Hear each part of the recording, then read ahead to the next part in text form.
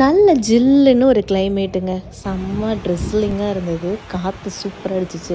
அப்போ நமக்கு என்ன பண்ண தோணும், ஏதாவது டிஃப்ரெண்ட்டாக நம்ம செஞ்சு, டிஃப்ரெண்ட் இல்லை, யூஸ்வலாக செய்கிறது தான். ஸோ வடை செஞ்சு சாப்பிட்டுட்டு நல்லா டீ குடிக்கலான்னு யோசித்தோம். ஸோ அதனால் நான் கடலைப்பருப்பு 2 மணி நேரம் ஊற வச்சு அதை மிக்ஸி ஜாரில் சேர்த்துக்கிட்டேன்.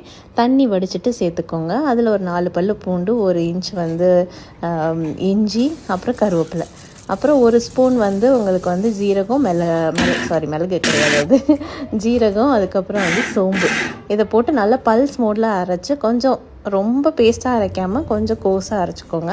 அப்புறம் அதுக்கு தேவையானபடி சால்ட்டு போட்டுக்கோங்க. அப்புறம் வெங்காயம், பச்சை மிளகா, கருவேப்பிலை, கொத்தமல்லி எல்லாம் போட்டு கொஞ்சமாக நான் பெருங்காயமும் ஆட் பண்ணிக்கிட்டேன். ஸோ போட்டு நல்லா சூடானதுக்கப்புறம் ரொம்ப மீடியம் ஃப்ளேமில் வச்சுக்கோங்க. ரொம்ப ஹை ஃப்ளேமில் வச்சுக்கிட்டே நீங்கள் போட்டிங்கன்னா கறியிடும், உள்ளே வேகாது, வெளியே மட்டும் உங்களுக்கு வெந்துடும். ஸோ அதனால் மீடியம் ஃப்ளேமில் வச்சு நல்லா மொறுமொறுப்பாக எடுத்துக்கோங்க. சைடில் என் ஹஸ்பண்ட் ஆஸ் யூஷுவல் டீ போட்டார். ஸோ டீ போடுறதே நிறைய பேர் பிடிக்கும் பார்க்குறதுக்கு, அதனால் அதையுமே ஒரு ஷார்ட்ஸ் எடுத்துருந்தோம். அவங்க யூஸ்வலாகவே இஞ்சியும் ஏலக்காவும் நல்லா மிக்காலில் தட்டி அதுக்கப்புறம் அதை போட்டுட்டு ஃபஸ்ட்டு அவங்க என்ன பண்ணுவாங்கன்னா, நல்லா கொதி வரும்போது இதை போட்டுருவாங்கங்க. அதுக்கப்புறம் 2 டேபிள் ஸ்பூன் டீத்தூள் போடுவாங்க. டீத்தூள் போட்டுட்டு நல்லா பொங்கி வந்துடும்ல, நல்லா பொங்கி வந்ததுக்கப்புறம் தான் அவங்க நாட்டு சக்கரை போடுவாங்க.